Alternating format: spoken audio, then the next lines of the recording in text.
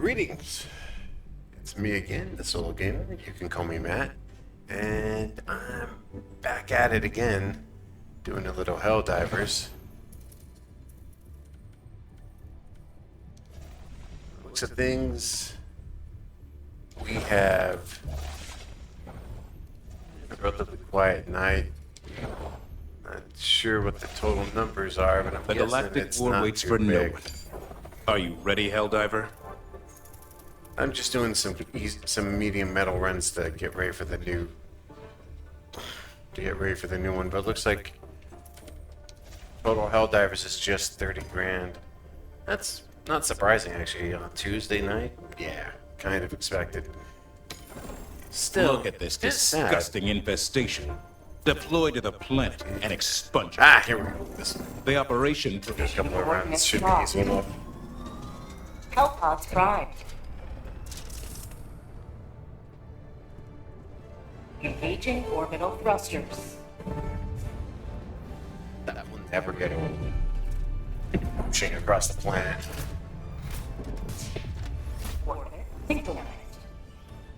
So this should be an easy mission. Alright, so turning off my current stratagem combo. Running the autocannon, Gatling barrage, 120mm barrage, which happens to be the big mission, personal order right now. And then, of course, running the breaker with the incendiary, running the pistol, and then running the flamer grenades. Launch initiated. Become my go-to for bot missions. Running bot missions, I tend to switch over to the explosives or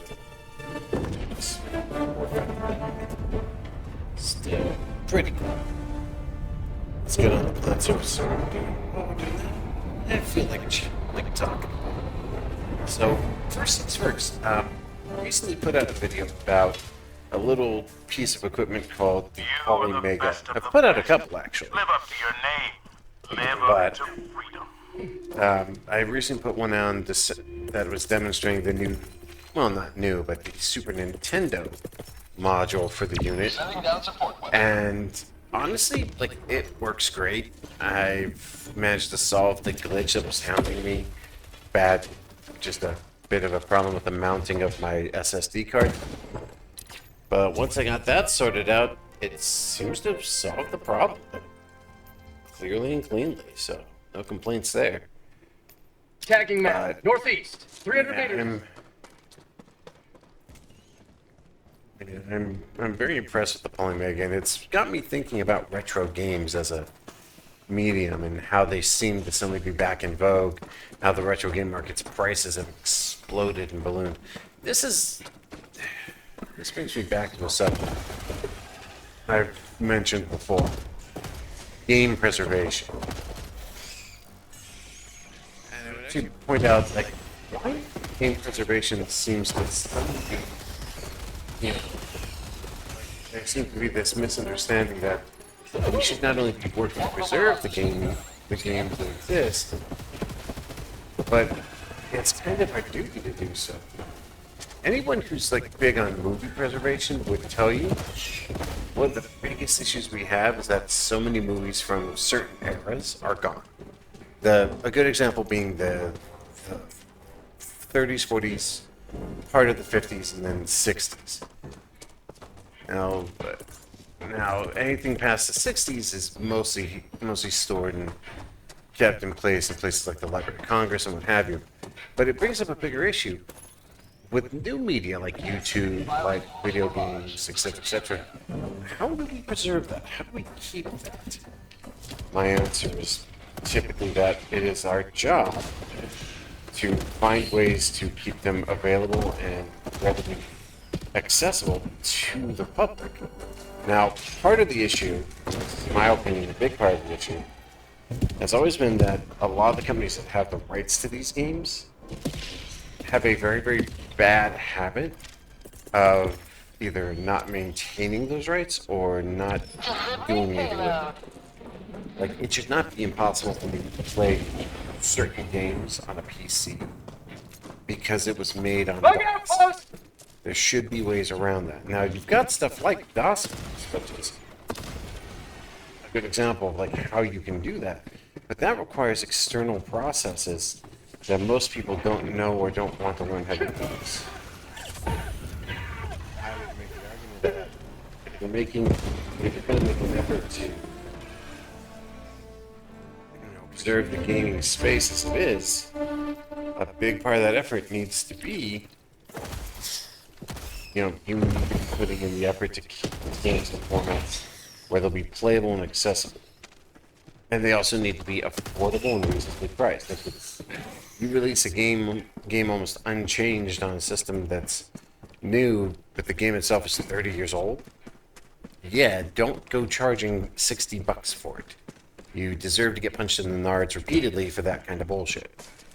By the same token, releasing a game, like an old game, for like $5 or $6 would be phenomenal. Because that would be a reasonable and, consistent way to do that. I don't know if you guys are familiar with this. There's a YouTube guy called Pirate Software, I think. I don't remember if that's his exact channel name, but he's a former Blizzard guy who now does his own game work, and he also streams. And he streams like the games he works on and stuff like that. He's actually really cool. I like the guy. Don't know if we'd agree on everything, but I do like him. There's something here. But he pointed out something that Dropping a had pin. me just East. absolutely 100 meters. despondent. And it was that the first horse that was produced for, well, not the first one, but like one of the DLC microtransaction horses that they produced for WoW outsold all of StarCraft 2. That is fucking ridiculous.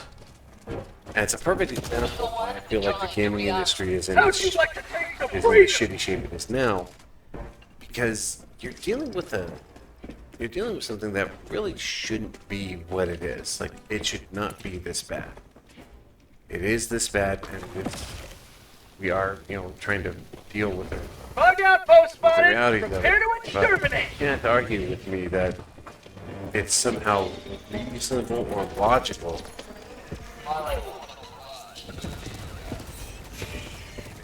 You can't argue with me that it's somehow reasonable or logical for a DLC microtransaction horse to somehow make more money than something like StarCraft. I'm sorry. That makes me just How about a night?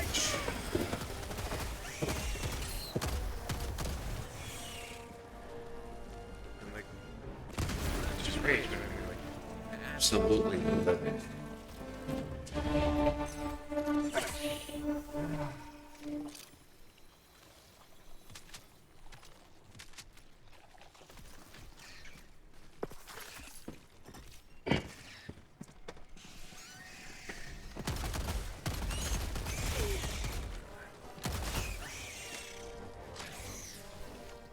Have a taste of democracy. Hey,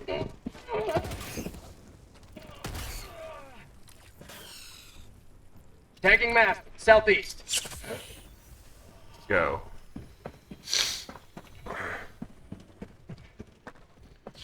But yeah, I think that the retro gaming market is suffering the issues it is explicitly because preservation was never considered.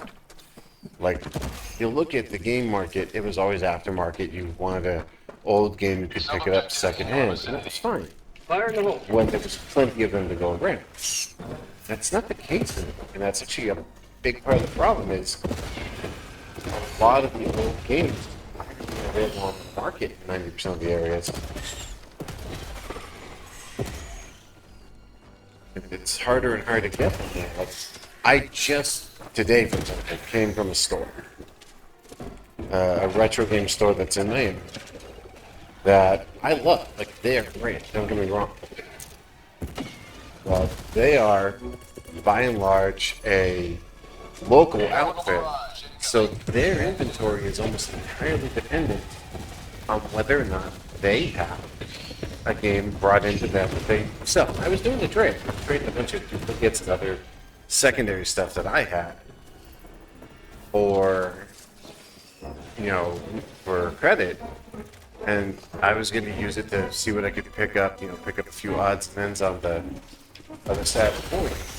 And I did. I got a few interesting little tidbits. Old WWE game. To be fair, WWF game. To be fair, like I forgot how hard those things were. Still a fun game, but I need to look up how to actually play it to defend the entire team. You too.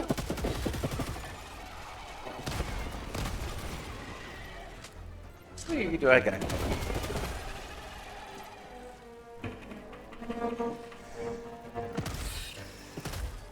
I love you, Sierra. Non-stop problem solving. Hey, shit. How'd you like to taste of freedom? They're all dead.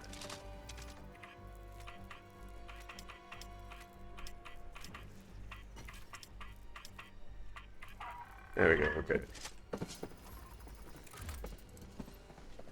But yeah, I think that that's a travesty that, especially with some of the more rare games, like anything from the Neo Geo, anything Sega CD, anything from the Saturn era, and a particular note, anything that came out of like the smaller stuff, like a good example would be, I guess you'd say, like the Hue card stuff for the TurboGrafx.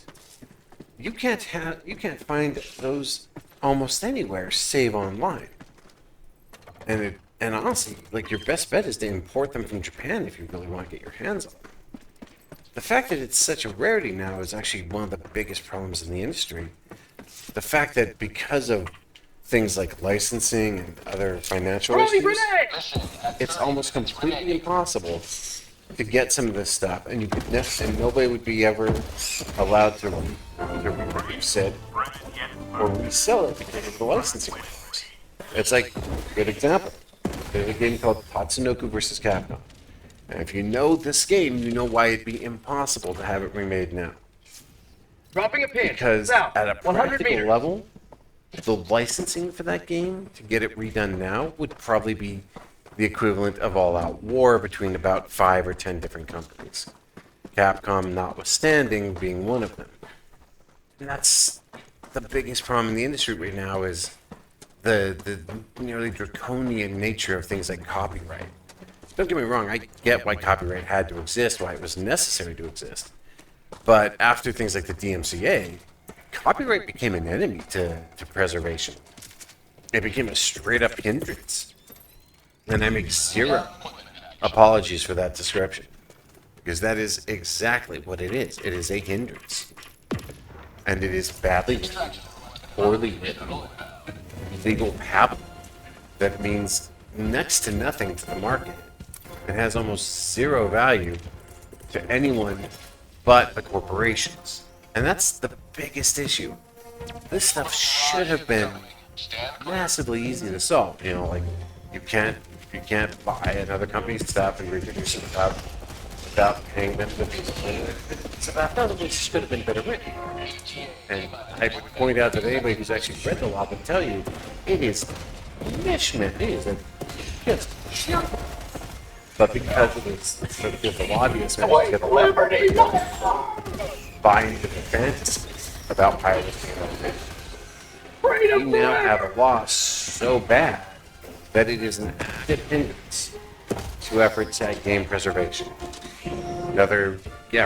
Another hindrance is Nintendo. Don't get me wrong, I love Nintendo. They were my childhood in a lot of ways up until the PlayStation era.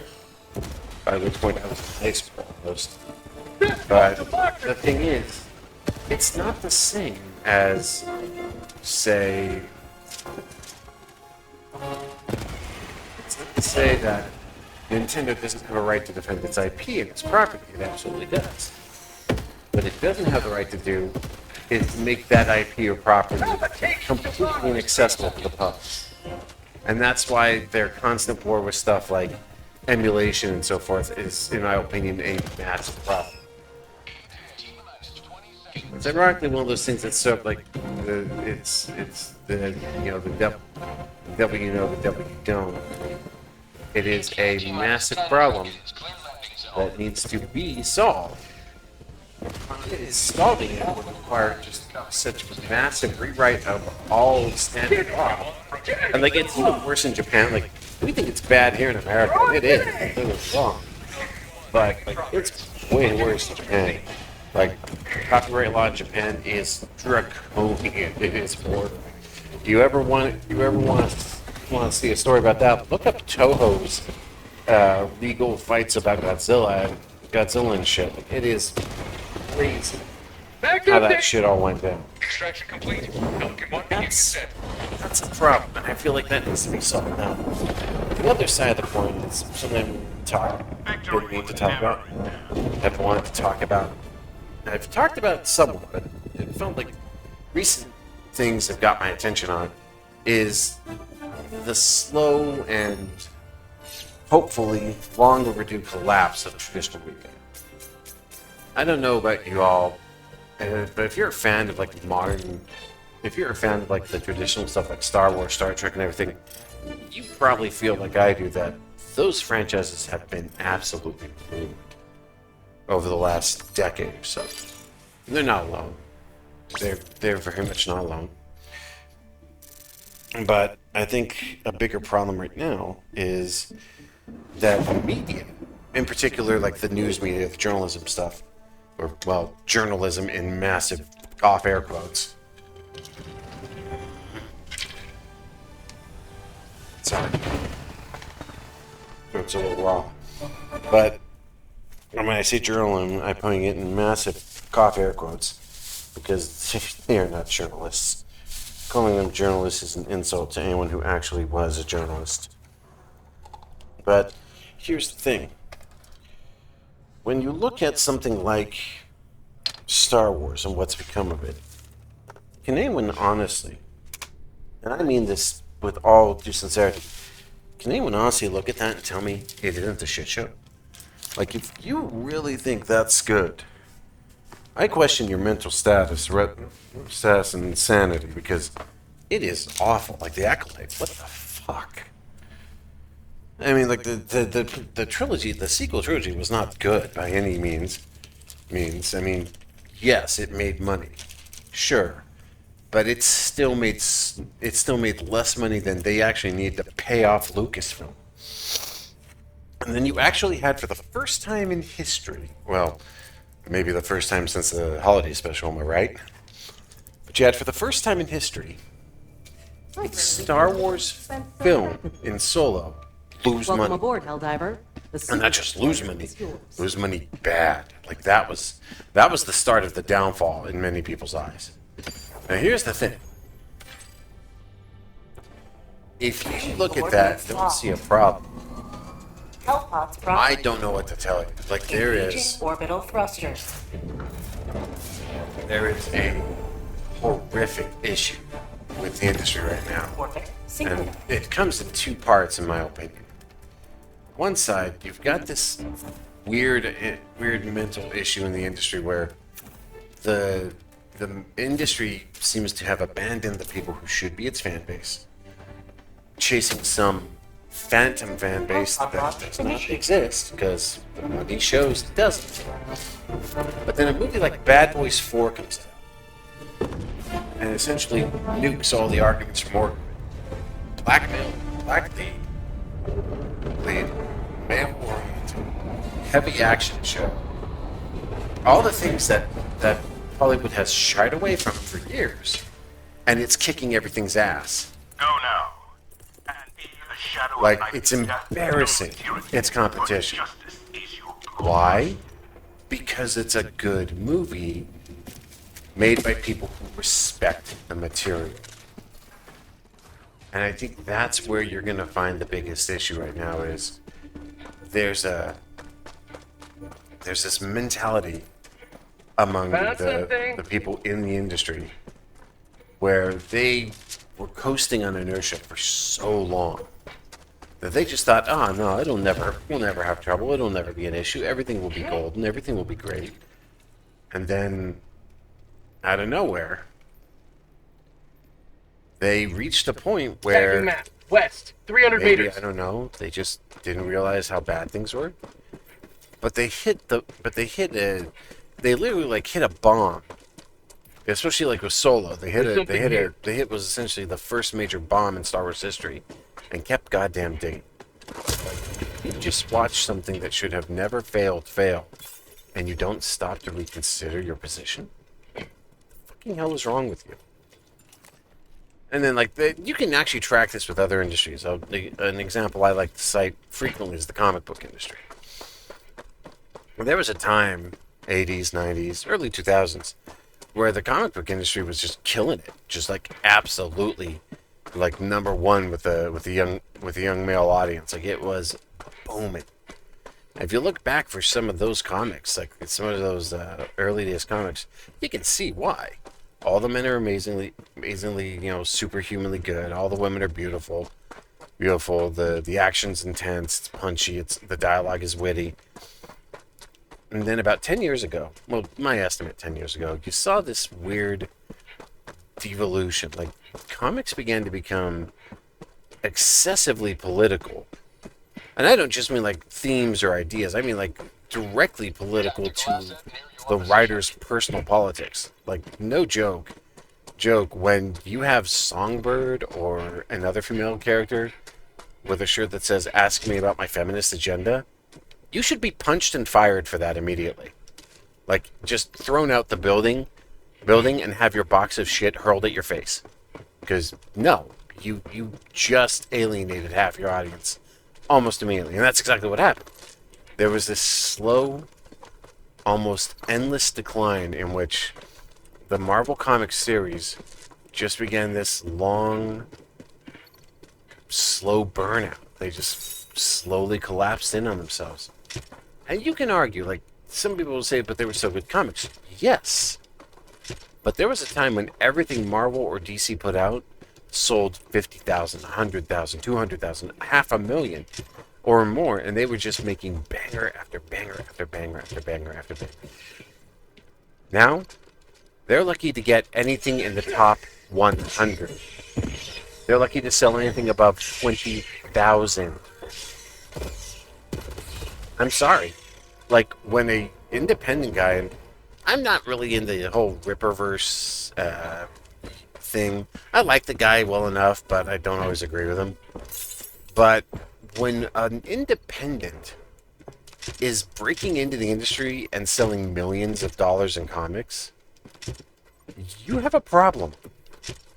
Because that means your industry has become so weak and so inept that an outsider with minimal experience can come in and break into your industry. Not good. And he's not alone. You have Ethan Manshire, who I used to like that guy, and he's really become a dick as of late. Like, just straight up asshole. Him and Rippa have this fight going on that I think is highly, highly unpleasant and bad for the industry as a whole. Because rather than being unified and working together, they're just constantly sniping at each other. And I think that's absolutely awful. But, I mean, that's internet drama in a nutshell. Like, what can you do? That's how things go. So, it is what it is. How about a nice cup of liver tea? It's the way we cook the bugs. Cook the bugs. Yeah. Fire, or whatever that is. Medium laced shotgun pellets. Everybody gets some heat. Here, Say have some hello more to heat. democracy!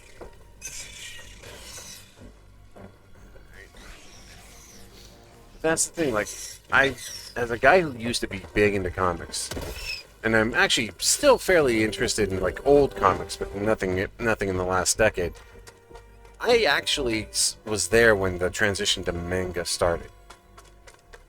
And, like, you can see it. It's clear as day when things started to change, but the real kicker, the thing that sort of, I think what you could call the break point, was Demon Slayer. Demon Slayer broke out into wide appeal, just massive, to the point where there's a story out there that's been there's been arguments about it, but the fact is that in a particular month, Demon Slayer outsold the entire Western comic books industry by itself. Volume 1. Now, does that mean it's outsold them for like the rest of the year? Not sure. Don't know. What I do know is Dropping a pin. that by the time Northwest, it mattered, 100 meters. and that by the time it was even relevant, the Demon Slayer comic was already just absolutely annihilated. You know, everyone else. And then you had Punch and Dragon Ball. All these other comics suddenly exploded in popularity.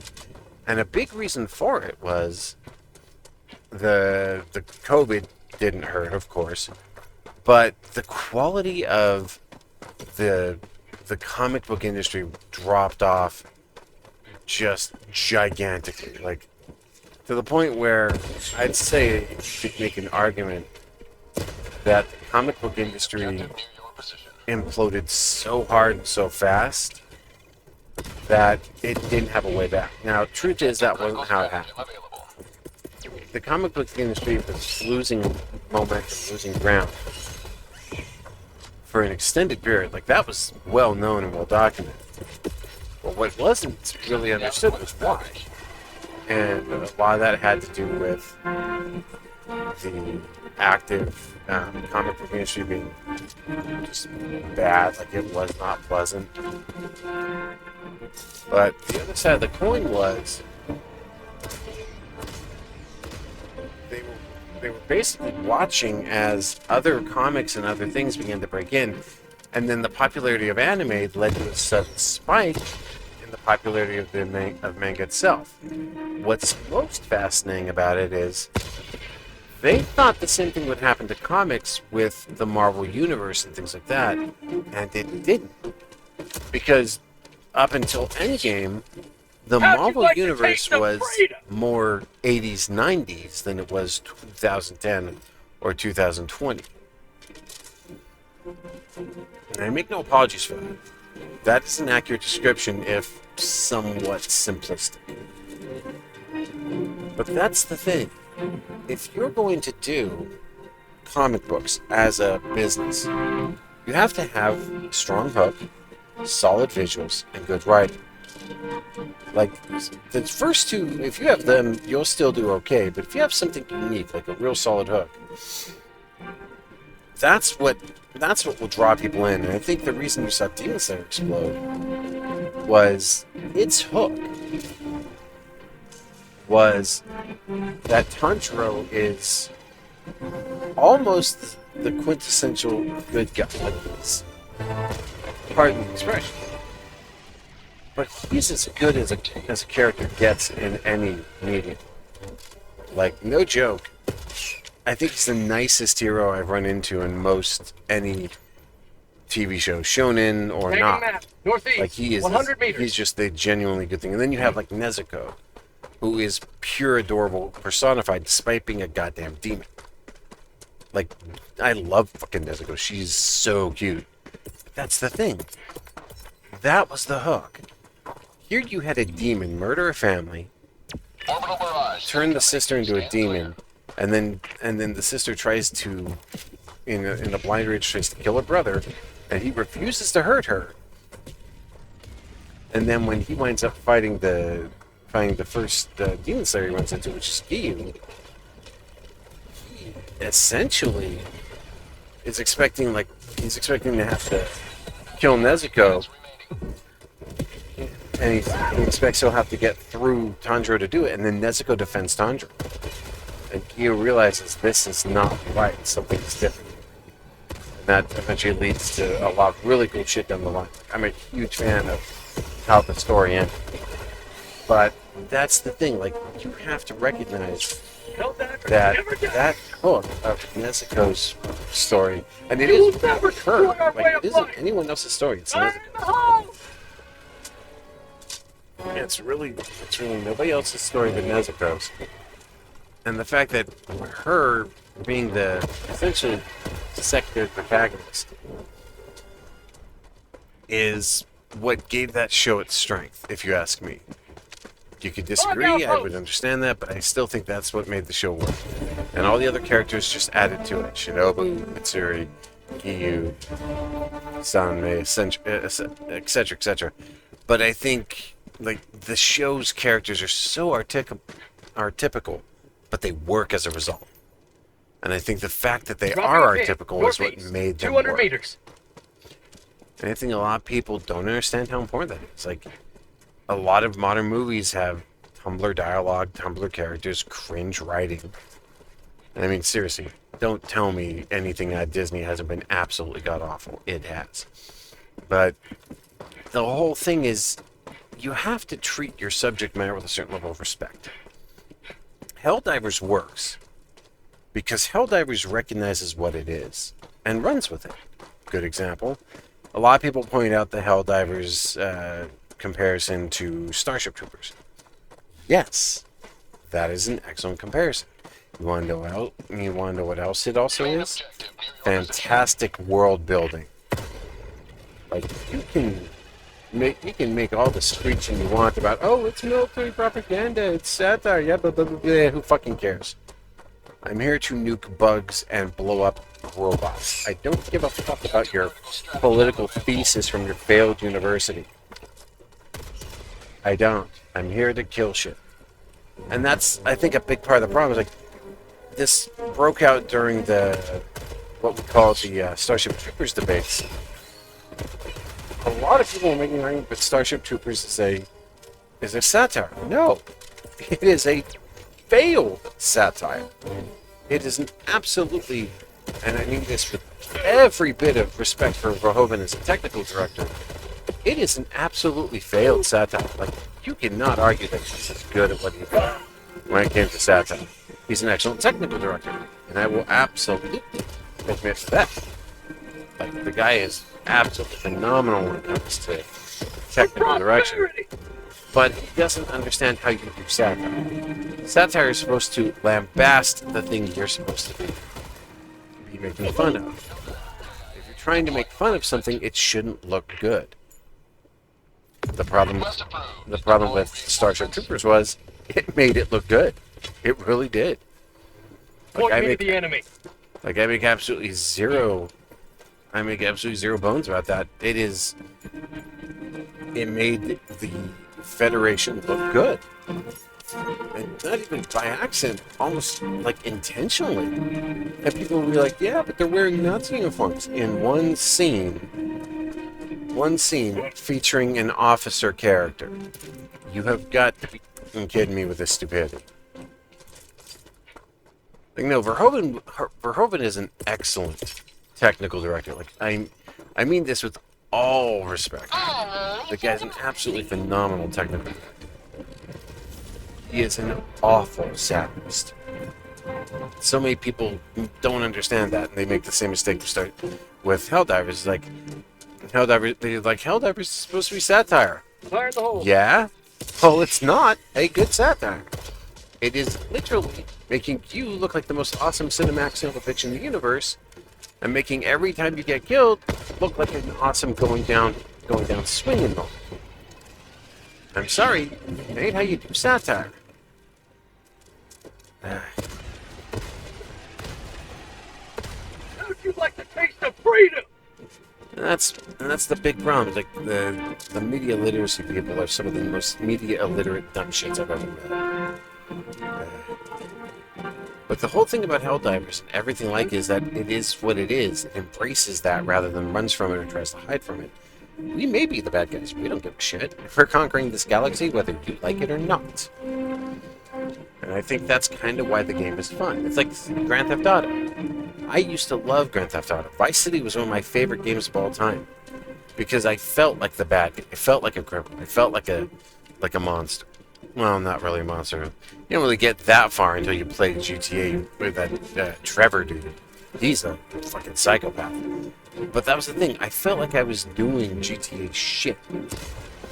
And that's why I eventually switched over to Saints Row, because Saints Row, despite how goofy it got, had the stones to at least acknowledge what it was. Like, it knew what it was. It was a GTA ripoff.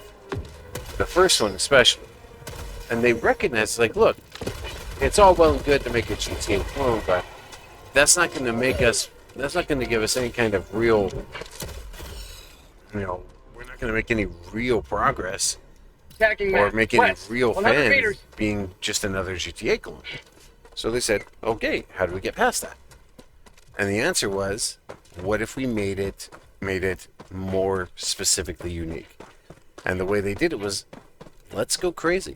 Let's push the limits and see just how outside of conventional norms we can push this. And you see it in 2 where they start making you do the weird like racing things and the sewage truck minigame and all kinds of other weird crap. And I'll be the first to admit, that shit got crazy. But it had nothing on the 3rd game and how wild that crap got. I mean,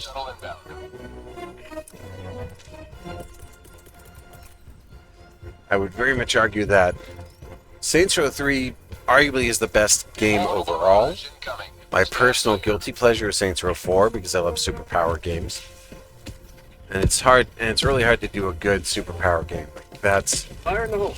I'd say the 2 best ones I know of are Prototype and Pulp for Destruction. But that's the thing, like, you have to acknowledge if you're going to run a game like, Saints Row, if all you're doing is being a bad GTA clone, you're not going to get anywhere. It's not going to accomplish anything. Instead, try something with a little bit more specific style to it. Give it some unique edge, and that's what they did, and it worked. So that's my own. And then the new Saints Row comes out, and it's a generic millennial GTA clone. And I mean, it could not have been less interesting. And if anybody disputes that, there's a dead studio called Violation who says you're stupid, wrong, and shut the fuck up. Cup of liberty! Throwing grenades! But yeah, like, that's the whole thing. If you're gonna make a game, embrace whatever the game is aiming to be. And I think a lot of the problem with Star Wars and Star Trek and movies and media in general is people got so up their ass about, oh, this is this and that is that, and this is bad because it depicts X, Y, or Z. And it's like, nobody cares. Is it entertaining? Am I having a good time? No? Then I'm not watching it, I'm not buying it.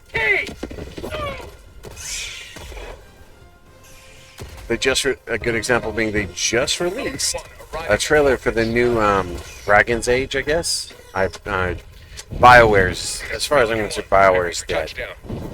I'm playing through Mass Effect 3 Legendary Edition right now, and all I can feel is I love the game, and I feel a profound sense of sadness at the fact that BioWare, as it was, is gone.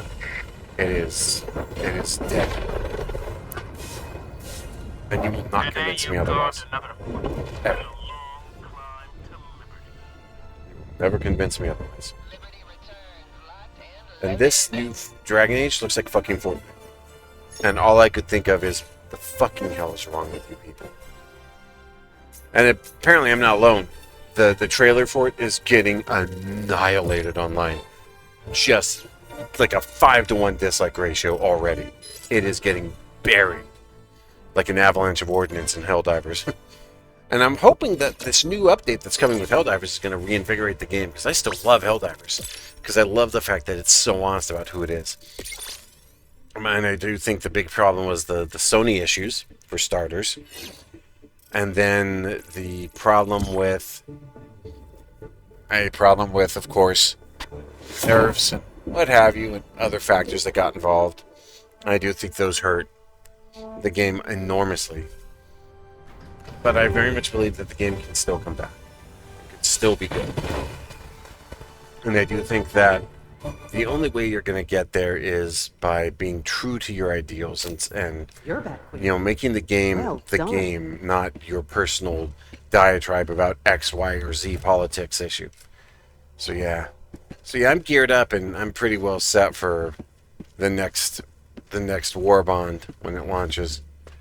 But I think I'll call it here for now.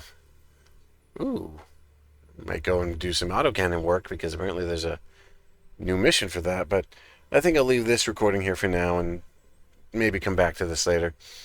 But hopefully with the upcoming update, Helldivers will see a bounce back and we'll see what happens from there. But